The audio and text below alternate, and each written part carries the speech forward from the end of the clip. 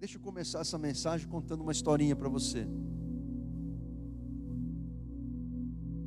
Conta essa história de um homem que esticou um cabo de aço sobre as cataratas do Niágara, lá na fronteira, na divisa entre o Canadá e os Estados Unidos. Então esse homem atravessou de um lado para o outro, e quando ele chegou lá do outro lado, a multidão aplaudiu, extasiada, gritos de bravo. E ele chegou todo eufórico lá do outro lado, e a multidão aplaudindo, ovacionando, e tinha uma senhora que o aplaudia. Então ele chegou para aquela mulher e disse: a senhora acredita que eu sou capaz de fazer essa façanha de novo? Ela diz: é lógico que eu acredito. Aí ele falou assim, ele fez uma segunda pergunta para ela: e a senhora acredita que eu sou capaz de atravessar de novo para o outro lado, segurando um carrinho de mão? Ela disse: é lógico que eu acredito. Aí ele fez uma terceira pergunta: e a senhora acredita que eu sou capaz de atravessar para o outro lado, segurando um carrinho de mão, com uma pessoa dentro do carrinho? E ela disse: é lógico que eu acredito. E aí ele fez uma proposta para ela: então a senhora não quer ser essa pessoa? E a resposta dela foi: mas de jeito nenhum. De jeito nenhum. O que nós aprendemos com essa história, pessoal? Nós aprendemos com essa história que aquela mulher acreditava naquele trapezista, malabarista, naquele artista.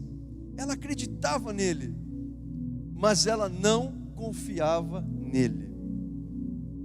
Ela acreditava nele, mas ela não confiava nele. E quando eu penso nessa história, não tem como a gente não fazer um paralelo com Deus, porque muita gente é assim em relação a Deus. Muitas pessoas acreditam em Deus, mas vivem como se não confiassem nele. Muitas pessoas acreditam que Deus é um Deus onipotente, é um Deus onipresente, é um Deus onisciente, é um Deus poderoso, é um Deus vivo, mas vivem como que se não confiasse nele. Ora, alguém de fora do reino de Deus pode até acreditar em Deus e não confiar nele, até compreensível. Mas imaginemos alguém que se diz um cristão, que recebeu a palavra de Deus, foi batizado, frequenta uma igreja, ouve a palavra, lê a Bíblia. Quantas pessoas que estão ouvindo a palavra semana após semana, alguém que se diz um discípulo de Jesus, a pessoa acredita em Deus, mas em determinados momentos da vida, elas não confiam no Senhor. Isso me remete àquela passagem da Bíblia, quando os discípulos estavam dentro de um barco, e veio uma forte tempestade, de tal modo que as ondas entravam dentro do barco, e o detalhe é que Jesus estava dormindo na popa do barco, diz o texto sagrado. Ele estava dormindo na popa do barco, e os discípulos começaram a ficar com medo, apavorados, porque o barquinho estava enchendo d'água. E aí então, a Bíblia diz que os discípulos ficaram enfurecidos com Jesus, ficaram indignados com Jesus, e foram acordar Jesus do seu precioso sono, e disse: o Senhor não se importa que nós vamos morrer? Os discípulos naquele dia agiram exatamente como a mulher dessa história. Eles acreditavam em Jesus, acreditavam no Senhor, mas agiram como se não confiassem nele. Qual o seu grau de confiança no Senhor? Qual o seu grau de confiança em Deus? Será que nós podemos confiar no Senhor? Se eu perguntasse para você de 0 a 10, o quanto você confia em Deus de verdade? Responda para você mesmo. O quanto que você confia em Deus de verdade? Responda para si mesmo. Eu quero ler uma passagem bíblica, se você quiser me acompanhar, está lá em Provérbios 3, o livro da sabedoria divina. Esse texto eu não vou pregar esse texto, mas eu vou usá-lo para abrir, para introduzir esse assunto tão importante sobre o confiar em Deus. O autor desse provérbio diz assim, em Provérbios 3, 5 e 6: confie no Senhor de todo o coração e não se apoie na sua própria inteligência. Lembre de Deus em tudo que fizer e Ele lhe mostrará o caminho certo. Então veja, meus queridos, que essa escritura é um convite de Deus para que confiemos nele. É um convite para confiarmos nele. Confie no Senhor como? De todo o coração. Então aqui não está falando de uma confiança pela metade. Não está falando de uma confiança de qualquer maneira. Você confia em Deus? Eu confio. Não, não é desse jeito. Confie no Senhor de todo o teu coração. E confiar em Deus de todo o coração é colocar-nos frente a frente com nós mesmos. Confiar no Senhor de todo o coração é a gente acreditar que, embora tenhamos conhecimento, embora tenhamos experiência em alguma coisa na vida, que embora saibamos alguma coisa, nós precisamos confiar plenamente em Deus.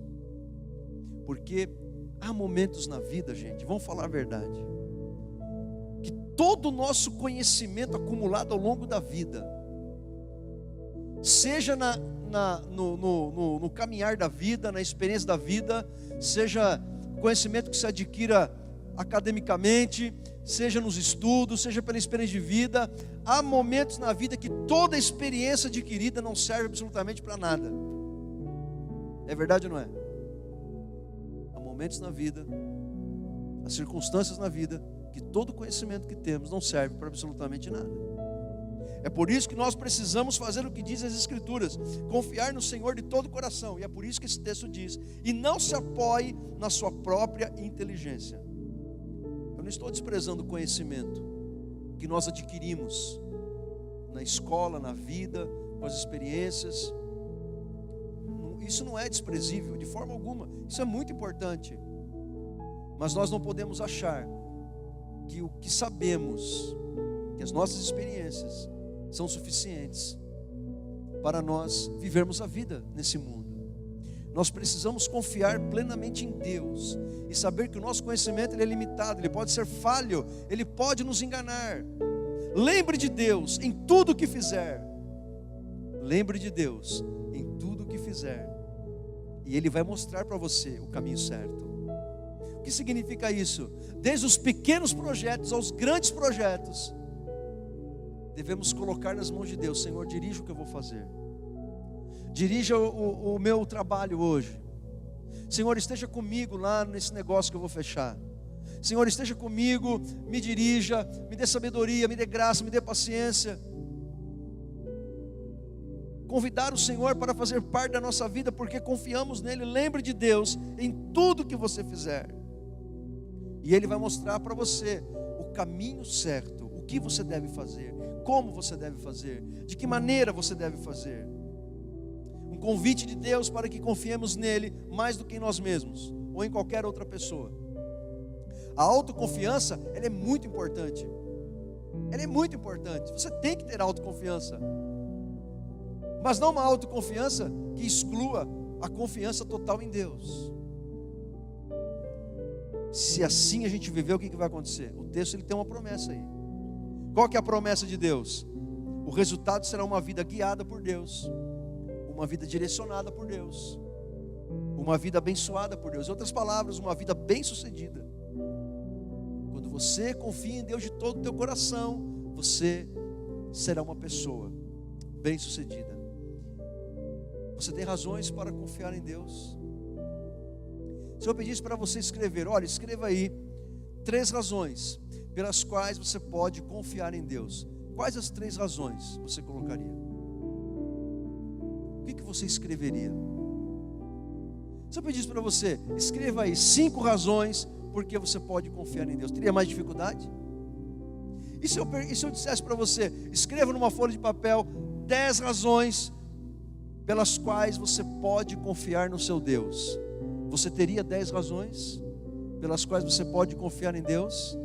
Ou você teria dificuldade para pensar sobre isso, para descobrir, para chegar a alguma conclusão? A Bíblia nos apresenta razões para confiarmos em Deus.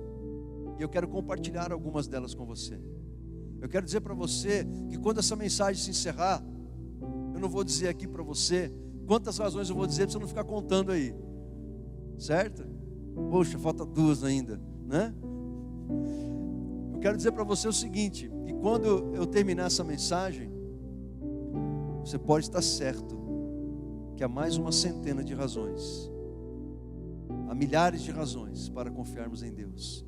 Que essa mensagem, ela não encerrará as razões pelas quais podemos confiar em Deus. Amém? Em primeiro lugar, você pode confiar em Deus porque Ele te conhece pelo nome. Deus falou assim através do profeta Isaías no capítulo 43. Mas agora, povo de Israel, o Senhor, Deus que o criou, diz: não tenha medo, pois eu o salvarei. Eu o chamei pelo seu nome e você é meu. Gente, que coisa linda essas palavras de Deus para mim e para você. Eu o chamei pelo nome e você é meu. Você tem consciência de que essa palavra aqui não é só para Israel, ela é para você também? Porque Jesus, ele disse assim, que ele é o pastor do seu rebanho e que nós somos ovelhas do rebanho de Jesus. E quando Jesus fala do seu rebanho, lá em João capítulo 10, ele diz assim: eu conheço as minhas ovelhas, e as minhas ovelhas me conhecem, e eu as chamo pelo nome. Jesus conhece o teu nome, Ele conhece você. Talvez para o governo você seja um CPF, um RG, um PIS. Talvez lá na sua empresa você tenha um número registrado no seu crachá. Mas Deus, Ele te chama pelo nome. Deus te chamar pelo nome, Jesus te chamar você pelo nome, isso significa, isso remete à tua identidade, a você como uma pessoa única, como uma pessoa individual, a quem Deus, Ele se relaciona com você. Deus se relaciona com a sua coletividade, com a sua igreja, com o seu povo. Mas Deus também, Ele se relaciona com você, como uma pessoa única, que nunca existiu e nunca mais existirá. Você é uma pessoa única, que Deus ama. Ele morreu por você, Ele deu a vida por você. E se você é dele, Ele te chama pelo nome. Ele conhece você mais do que você mesmo se conhece. Ele conhece você mais do que sua mãe, mais do que sua esposa, mais do que o seu marido. Ele te conhece. Você pode confiar em Deus, porque Ele te chama pelo nome. Ele sabe quem você é. Ele tem visto você na sua solidão, no choro do teu quarto. Ou quem sabe você tem chorado no banheiro do teu serviço, porque você não tem outro lugar para chorar nem na tua casa. Aí você entra num banheiro qualquer e começa a chorar, ajoelhado num vaso sanitário. Jesus está vendo você lá.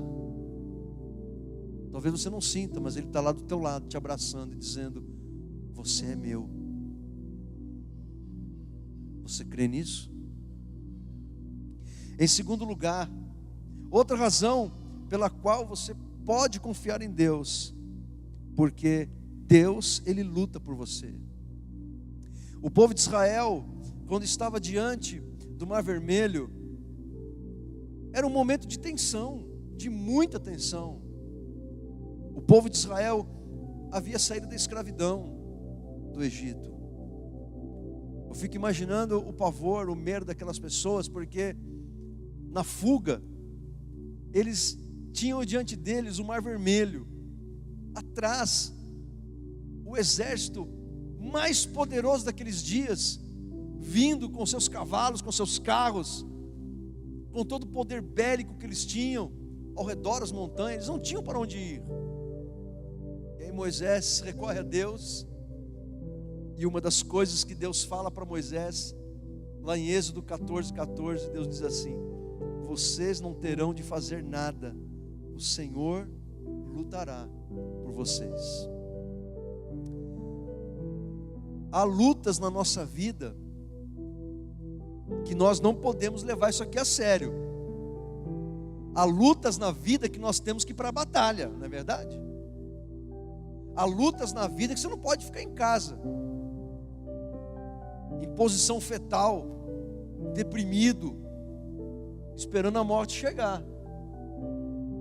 Há lutas, há batalhas da vida que você tem que arregaçar as mangas e ir para a luta, junto com a força, com a capacidade, com a sabedoria, com a direção que Deus te dá. Mas há determinadas lutas que nós enfrentamos na vida que nós não temos o que fazer, não é mesmo? Há determinadas lutas que nós não sabemos o que fazer, ou não temos o que fazer. Buscamos recursos e nós não sabemos o que fazer. Quando você enfrenta uma crise, uma das primeiras coisas que você precisa fazer é pensar nos recursos que você tem. Uma crise pode ser uma enfermidade, pode ser o luto, a perda de alguém importante na sua vida, pode ser um desemprego, pode ser uma traição, pode ser um golpe financeiro. Uma crise, quando você entra numa crise, a crise ela não avisa quando vem. Às vezes ela avisa, às vezes não avisa. Mas uma crise ela se instala. E aí o que você tem que fazer? Uma das primeiras coisas que você tem que fazer é você pensar nos recursos que você tem.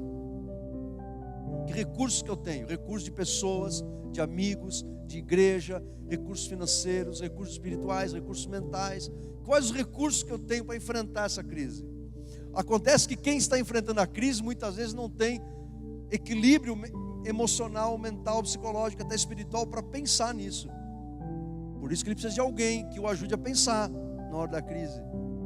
Essa é uma das coisas que a gente vai aprender na nossa disciplina de aconselhamento cristão.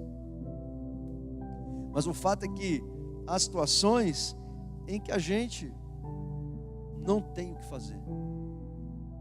E aí cabe esta palavra de Deus para nós. E Deus certamente está dizendo isso para alguém aqui nessa noite. Você não terá que fazer nada, o Senhor lutará por você. Deus está falando com você esta palavra. Você, quem sabe, já buscou respostas em tudo quanto é lugar e você não encontrou. A tua luta, a tua peleja, a tua batalha. Deus está dizendo para você que Ele vai lutar por você. Você pode confiar em Deus, porque Ele é fiel nas suas promessas. Amém? Em terceiro lugar, você pode confiar em Deus, porque Ele pensa em você. Lá em Jeremias 29:11, Deus diz assim para o povo de Israel, especificamente para a tribo de Judá, para o reino de Judá: eu é que sei que pensamentos tenho a vosso respeito, diz o Senhor, pensamentos de paz e não de mal. Eu vou repetir novamente esse texto de Jeremias 29:11 para você. Eu é que sei que pensamentos tenho a vosso respeito, diz o Senhor, pensamentos de paz e não de mal.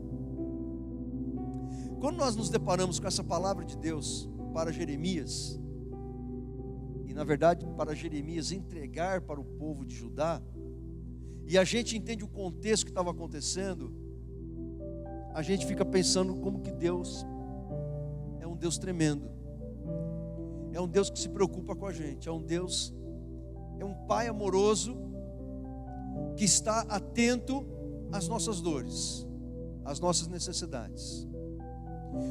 Quando Deus deu essa palavra para o povo de Judá, tudo que estava acontecendo com Judá era exatamente o contrário do que Deus está dizendo aí. Porque Jeremias, ele profetizou nos dias do cativeiro babilônico. Jeremias, ele foi uma testemunha ocular da destruição de Jerusalém.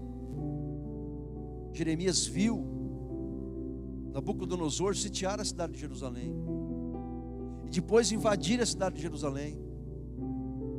e depois matar crianças, mulheres, idosos. Jeremias viu o templo sendo invadido e saqueado e queimado e destruído pelos inimigos do povo de Deus. Deus havia revelado para Jeremias que o povo ficaria 70 anos no cativeiro. E aí parece que Deus está tratando com ironia quando Ele diz: olha, os pensamentos que eu tenho a vosso respeito são pensamentos de paz e não de mal. O povo estava passando por aquilo porque eles haviam pecado contra o Senhor, e todo pecado tem a sua consequência.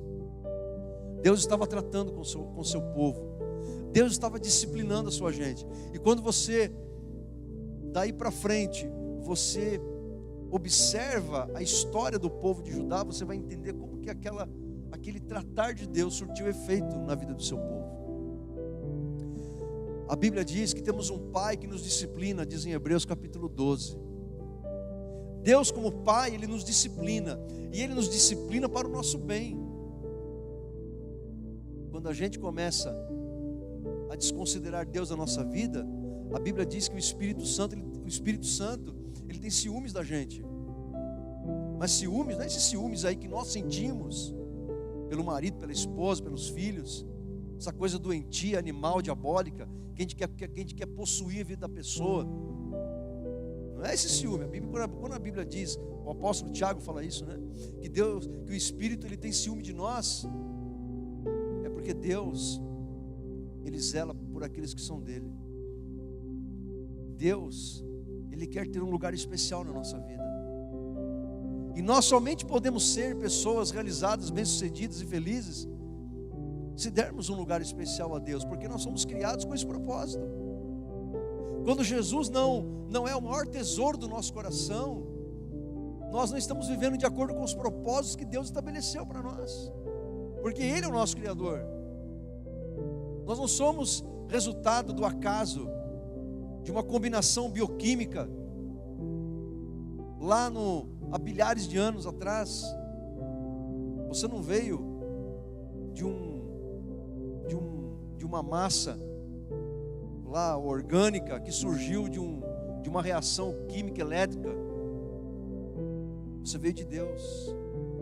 Você foi criado com propósitos para adorá-lo, servi-lo, amá-lo. Então o que Deus está dizendo para nós nessa noite é que talvez você esteja no meio de uma guerra, talvez você esteja no meio de um saque, talvez a sua vida esteja sendo saqueada pelos problemas que você está enfrentando. Quem sabe uma doença, um divórcio, o rompimento de um relacionamento, término de um noivado, quem sabe a traição de um amigo que você tanto confiava. Não sei, quem sabe a guerra está dentro de você, não está fora de você. Quem sabe existe uma guerra na sua alma, no seu coração, na sua mente, que só você sabe que você está enfrentando.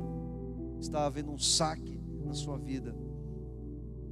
E Deus está dizendo para você que no meio desse turbilhão de coisas, no meio de tantas coisas ruins que estão acontecendo na sua vida, os pensamentos que Deus tem a seu respeito são pensamentos de paz e não de mal. Deus, Ele quer te trazer paz para você. Deus, Ele pensa coisas boas a seu respeito. Deus, Ele tem o melhor dele para você. Então Deus te convida a você crer e acreditar nisso. O apóstolo Paulo, escrevendo aos Filipenses, ele diz: olha, devemos lançar diante de Deus toda a nossa ansiedade. Em outras palavras, a Bíblia nos convida a gente entregar a Deus as nossas preocupações em oração. E quando a gente faz isso, crendo que Deus está conosco, quando a gente faz isso com fé, confiando nele, Paulo diz que então, esse então significa uma consequência, um resultado da confiança de alguém que entrega a Deus os seus problemas, suas dificuldades. Então, o resultado é que a paz de Deus, que excede todo entendimento, uma paz que não pode ser explicada racionalmente, ela guardará a nossa mente e o nosso coração. O que Paulo está dizendo E ele pinta um quadro como se a paz de Deus fosse uma sentinela que está guardando uma cidade. Uma sentinela que é colocada numa cidade, e ali aquela sentinela guarda, protege, que aquela cidade seja invadida por inimigos. O que Paulo está dizendo pelo Espírito Santo é que a paz de Deus, quando entra no nosso coração, quando entra na nossa mente, é como uma sentinela, é como se fosse um guarda, um vigia, que protege o nosso coração de sentir coisas que nos prejudicam, maus sentimentos, sentimentos negativos. E Deus implanta em nós sentimentos positivos. A paz de Deus na nossa mente é como uma sentinela que impede a nossa mente de pensar coisas ruins. Porque a maioria das pessoas tem a tendência de pensar só coisa ruim quando a coisa não está bem. A gente tem a tendência de achar que sempre o pior vai acontecer. Não é assim? Você tem alguém da sua família que atrasou 1, 2 horas, você não está conseguindo falar, deu algum problema, você não está conseguindo contato. Você já começa a pensar: ai meu Deus, foi sequestrado, ai meu Deus, é um acidente, ai meu Deus, a bala perdida, aconteceu alguma coisa. Aí você começa a sentir uma dor: ai meu Deus, deve ser um câncer, um tumor, meu Deus do céu. Você nem fala a palavra, porque vai que, né? Começa a pensar o pior. A paz de Deus guarda a nossa mente de ficar pensando bobagem, besteira. A paz de Deus impede da gente interpretar as circunstâncias da vida de uma forma negativa, pessimista.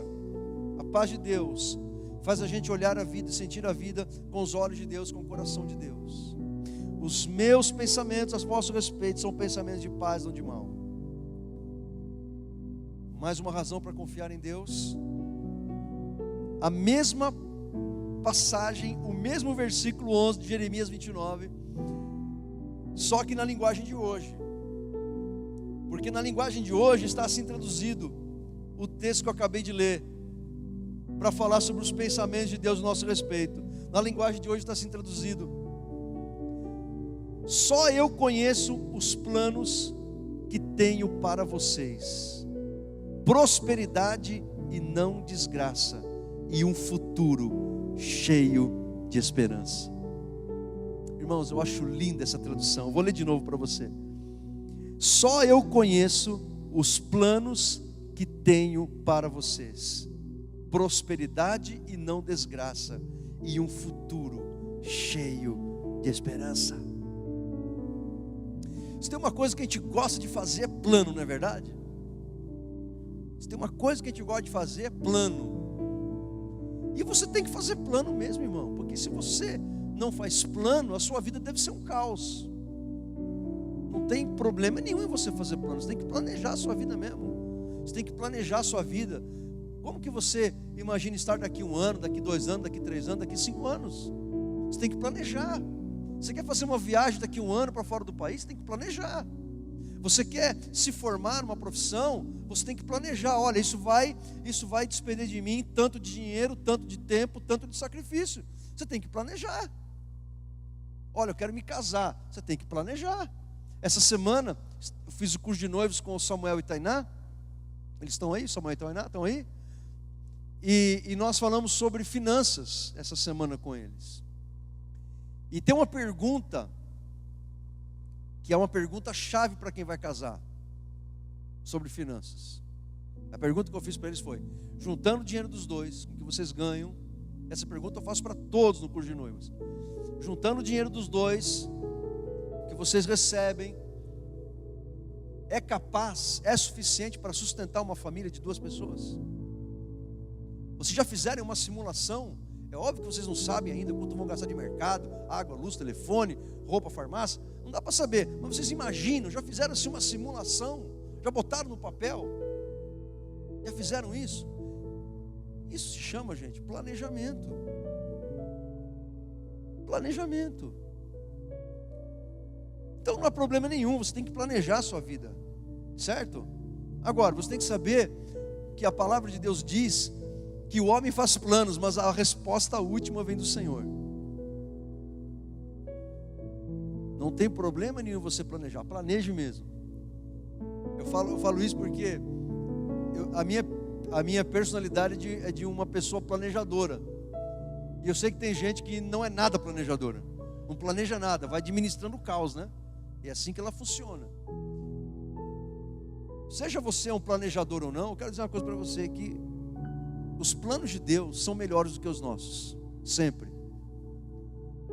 E às vezes a gente faz tantos planos, a gente sonha tanta coisa, e eu fico imaginando Deus olhando para a gente, eu fico imaginando Deus ouvindo as nossas orações.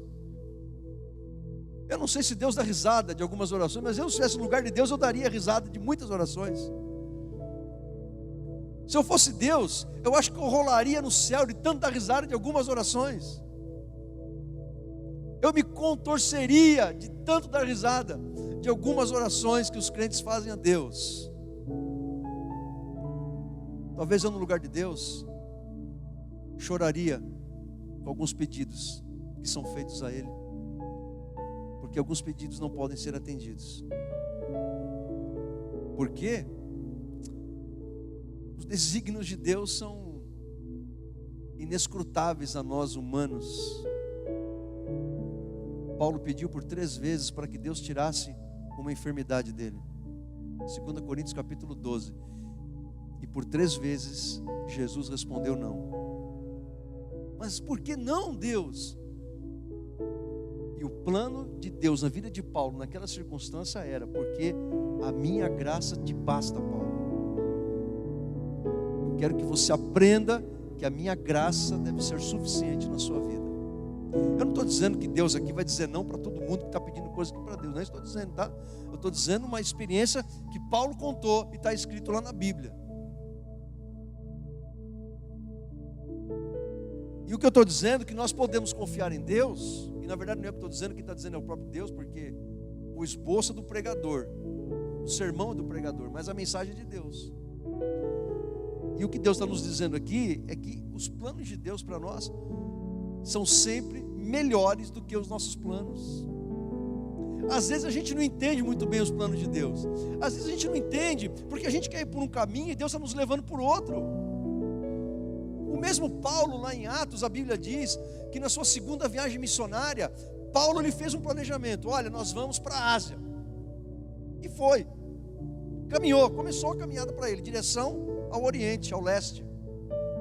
E no meio do caminho, o Espírito Santo falou: não, eu quero que você vá para o oeste, para o ocidente, para a Europa. E Deus deu uma visão para ele, de um homem macedônio, dizendo: passa a Macedônia e ajuda-nos. Foi quando Paulo pela primeira vez saiu do continente asiático e foi para o continente europeu para levar o Evangelho de Cristo. Às vezes nós estamos querendo ir para um lado e Deus está nos levando para outro, porque os planos de Deus são sempre melhores. Só eu conheço os planos que tenho para você, diz o Senhor. Deus tem planos que só Ele conhece para a gente. E com certeza, os planos que Deus tem para mim são muito melhores do que os meus planos. E quando eu confio nisso, o meu coração descansa. Eu tenho paz. Porque eu sei que se alguma coisa não sair do jeito que eu programei, de duas uma: ou é porque eu falhei, ou é porque eu não tive competência. E se eu não tive, eu tenho que analisar isso, voltar atrás, aprender com o erro e fazer certo da próxima vez. Mas se a resposta não for essa, é porque alguma coisa Deus está querendo me ensinar. É porque provavelmente Deus tenha planos melhores para mim. Gente, eu poderia listar aqui uma centena de coisas que Deus já fez na minha vida, que eu planejei de um jeito, Deus fez do outro. E lá na frente eu falei: é Deus, é verdade. O Senhor sabe mesmo das coisas, né? Puxa vida, eu queria fazer de um jeito, mas aí o Senhor me levou para outro. E às vezes Deus usa uma crise, às vezes Deus usa uma tragédia, às vezes Deus usa um problema para nos tirar de uma situação e nos colocar em outra muito melhor. Na hora a gente não entende, na hora a gente chora, a gente rola no chão, a gente sofre. E lá na frente, passados algum tempo, talvez semanas, talvez meses ou anos, a gente vai entender que o plano de Deus para nós era um plano muito melhor. É por isso que podemos confiar no que diz Deus em Jeremias 29:11, na linguagem de hoje, que os planos de Deus para nós são de prosperidade, 1, 2, não desgraça, 3, um futuro cheio de esperança. Já dá outra mensagem de 3 tópicos aqui, dá para falar 1 hora só nesse versículo. Um futuro cheio de esperança. Você pode acreditar que o seu futuro é um futuro cheio de esperança? Quem pode dizer amém? Mais uma razão do porquê podemos confiar em Deus, porque Deus é o nosso refúgio. Deus é o seu refúgio. Davi no Salmo 62 ele escreveu assim: somente Ele, Deus, é a rocha que me salva. Ele é o meu protetor e eu não serei abalado. A minha salvação e a minha honra dependem de Deus. Ele é minha rocha poderosa e o meu abrigo. Confie sempre em Deus, meu povo. Abram o coração para Deus, pois Ele é o nosso refúgio. Palavras maravilhosas. Agora deixa eu fazer você pensar uma coisa importante.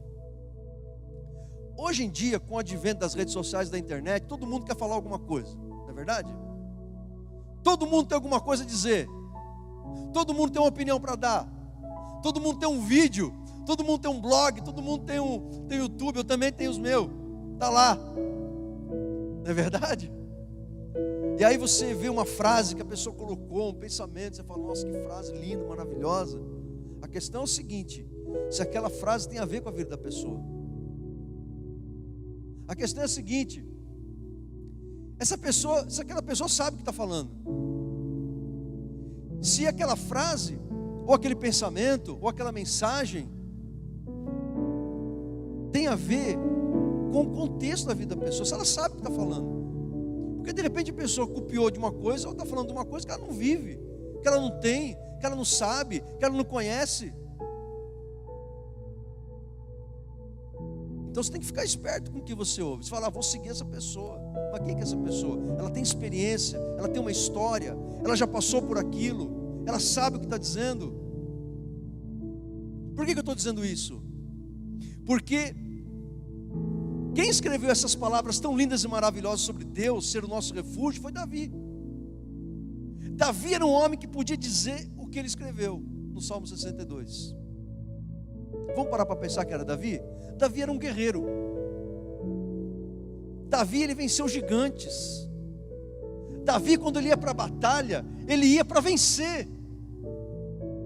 E Davi, ele foi um homem vencedor nas batalhas que ele enfrentou. E não somente isso, Davi, ele teve ao seu lado os guerreiros mais hábeis que ele podia ter. Se você for ver lá Crônicas, Reis no Antigo Testamento, você vai ver que é uma lista dos valentes de Davi. Os valentes de Davi, homens experimentados na guerra, homens tão corajosos quanto ele, homens tão habilidosos quanto ele. Davi era um homem corajoso. Davi era um homem que sabia empunhar uma espada, subir num cavalo. Davi sabia apontar uma flecha. Davi sabia como enfrentar o inimigo em qualquer situação. Ele era um homem que tinha tudo para dizer: olha, eu tenho muita experiência. Ele tinha tudo para dizer: olha, eu posso confiar em mim, porque eu sou um guerreiro que nunca perdi uma batalha. Eu venci o Golias, eu sou o cara. Davi está dizendo que com todo o conhecimento que ele tinha, com toda a experiência que ele tinha, com as pessoas mais hábeis que ele tinha, Davi sendo o rei de Israel, o homem mais poderoso, ele tinha pessoas que o serviam a todo instante, 24 horas por dia. Ele morava num palácio, ele tinha um exército que o protegia, ele tinha uma guarda pessoal ao seu lado. Mas ele sabia que ele podia e devia dizer que somente Deus era a rocha que o salvava. Ele não disse que Deus era uma das rochas, porque ele tinha outras rochas, amigos, guerreiros, um exército pessoal a seu dispor, uma muralha muito grande em Jerusalém que ele fez. Não, ele está dizendo que Deus é a sua única rocha, que Deus é o seu protetor, que Deus é a sua salvação, que Deus é o seu abrigo, que Deus é o seu refúgio. O que eu aprendo com esse texto, irmãos, que nós, como seres humanos, a gente tem que se precaver, a gente tem que fazer a nossa parte. Havia muralhas em Jerusalém, havia um exército em Jerusalém, havia soldados que treinavam em Jerusalém, mas Davi depositava toda a sua confiança em Deus.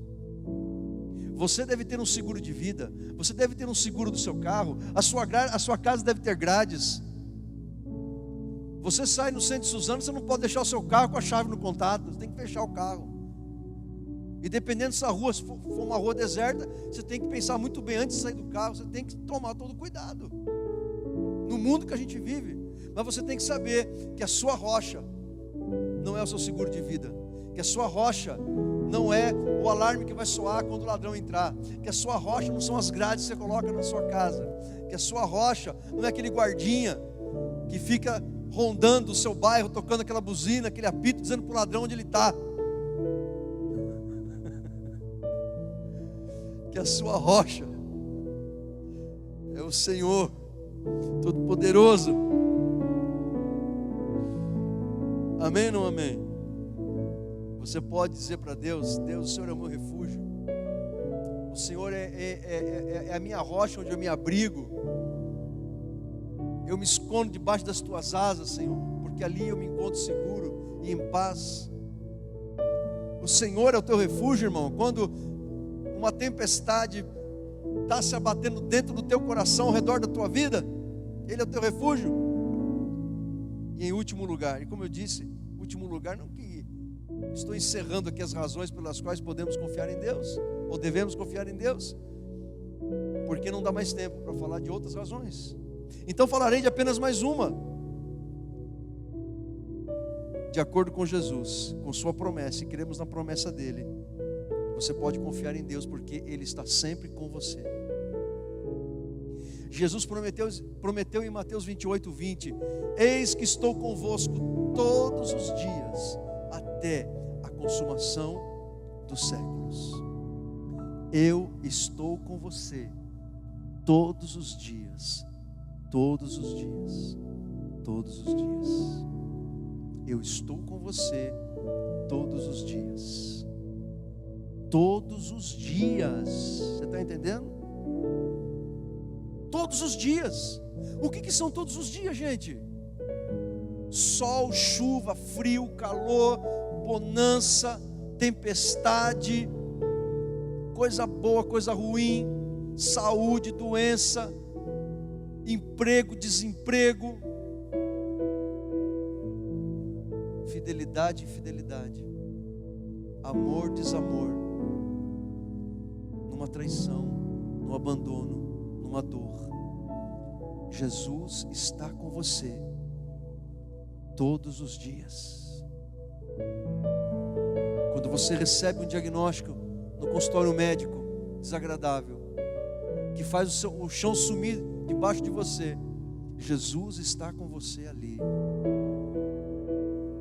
Ele está com você todos os dias. E quando entendemos isso, irmão, isso muda radicalmente o nosso relacionamento com Deus. Porque quando enfrentamos uma luta, a primeira coisa que nós perguntamos para Deus perguntamos para o Senhor é: Deus, onde está o Senhor? E o diabo ainda envia alguém para perguntar para a gente: onde está o seu Deus? Onde está o Senhor? E aí Deus te responde: eu prometi que eu estarei com você todos os dias. Ele está com você todos os dias, em qualquer lugar, em qualquer circunstância, em qualquer momento. Ele está com você 24 horas por dia. A Bíblia diz que Jesus agora, Ele está à direita de Deus Pai, o Todo-Poderoso. E o seu papel, um dos papéis de Jesus, à direita de Deus, que é um lugar de autoridade, é interceder por nós, é orar por nós. Por isso que João diz que Jesus é o nosso advogado. É por isso que o autor aos Hebreus diz que Ele é o nosso sumo sacerdote. É por isso que Paulo diz a Timóteo que Jesus é o nosso único mediador entre nós e Deus, nós e o Pai. Jesus está 24 horas por dia orando por nós, nos ajudando em oração, orando ao Pai, clamando ao Pai, nos ajudando em oração, clamando por nós, nos fortalecendo, nos ajudando na caminhada. Ao mesmo tempo, esse Jesus que está vivo, Ele habita em nós pelo Espírito Santo. O Espírito Santo está em nós. O Espírito Santo em nós é a mesma coisa que Jesus em nós. Por isso que Paulo escreve aos Colossenses: Cristo em vós, a esperança da glória. Parafraseando Paulo aos Colossenses, Cristo habitando na gente, Cristo habitando em nós pelo Espírito Santo, Jesus em nós pelo Espírito Santo, é a esperança da glória. Por quê? Porque o Espírito Santo é o penhor da nossa herança, é a garantia que Deus nos dá, que nós receberemos no céu todas as promessas que Ele tem reservado para nós. Cristo em nós, Jesus habitando em nós, é que nos dá a certeza, a convicção, o primeiro presente, de que Ele está cumprindo a cada minuto da nossa vida a sua promessa, de que está conosco todos os dias. E em segundo lugar, é a convicção de que temos, que receberemos todas as bênçãos, todas as promessas que o Pai prometeu para a gente. Estou convosco todos os dias, até a consumação do século. Quando somos cristãos imaturos, nós achamos que Deus está conosco somente nos momentos bons, alegres, maravilhosos, nas vitórias, nas conquistas. Mas Jesus está conosco também nos momentos difíceis. A Bíblia fala de quando Jesus subiu a um monte com Pedro, Tiago e João, e ali ocorreu o milagre da transfiguração. Jesus foi transfigurado e o seu corpo recebeu uma luz divina, e ali apareceu Elias e Moisés, que conversavam com Jesus sobre a sua ressurreição. Uma glória divina se veio sobre aquele lugar, algo indescritível, que os evangelistas apenas dão uma pincelada do que foi visto ali.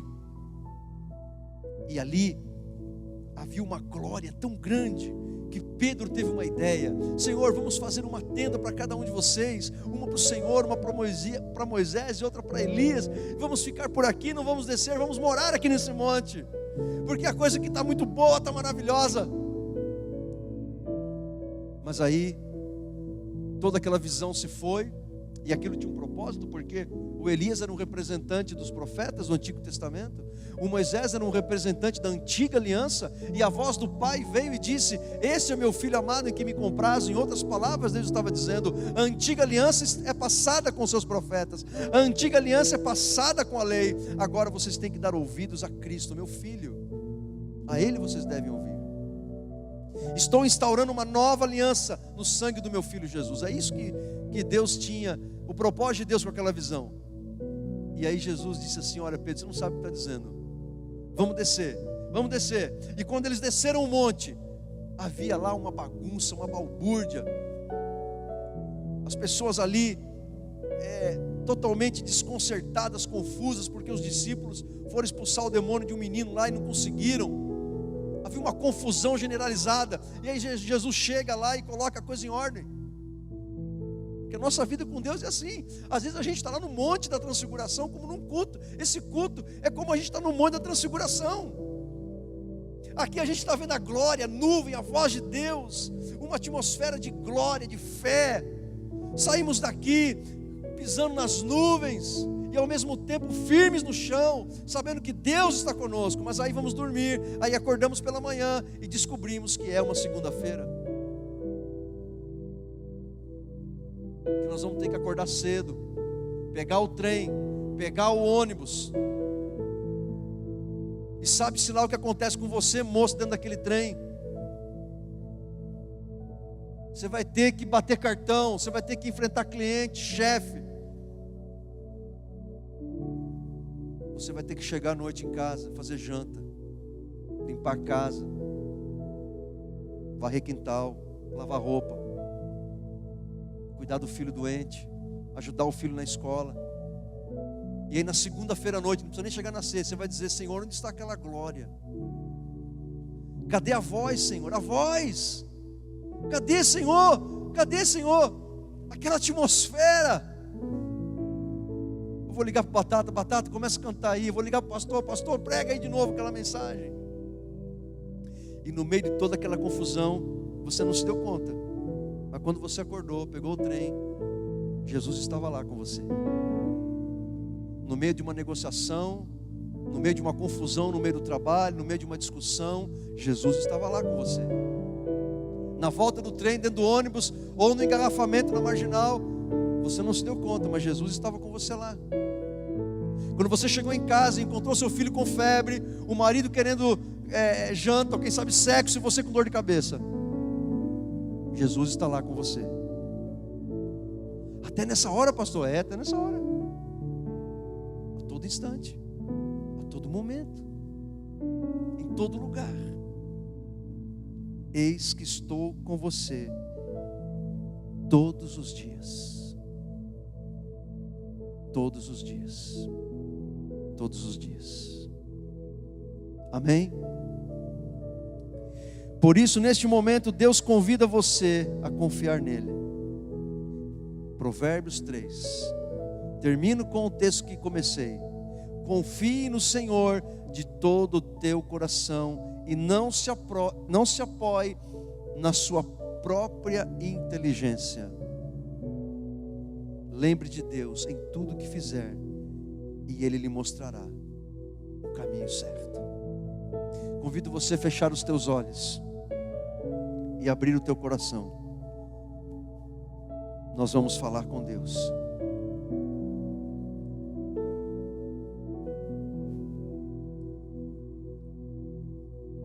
Nós vamos falar com o Senhor. E vamos falar com o Senhor porque a gente tem tanta coisa para dizer para Ele. Nós vamos falar com o Senhor porque Ele está vivo e nós cremos nisso. Nós acreditamos num Deus vivo.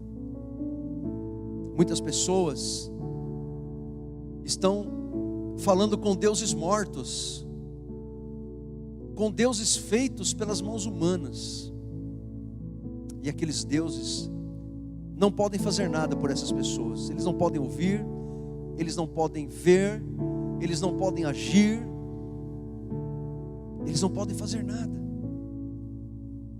Mas o nosso Deus, é Ele que nos fez, é Ele que nos criou, e Ele nos salvou, Ele perdoou os nossos pecados, agora somos dele. Hoje Deus Ele nos convida a gente se lembrar, e a gente crer, e acreditar, a viver essa confiança, de que podemos confiar nele, que temos razões. Quantas razões mais você colocaria nessa lista? Eu falei de 6.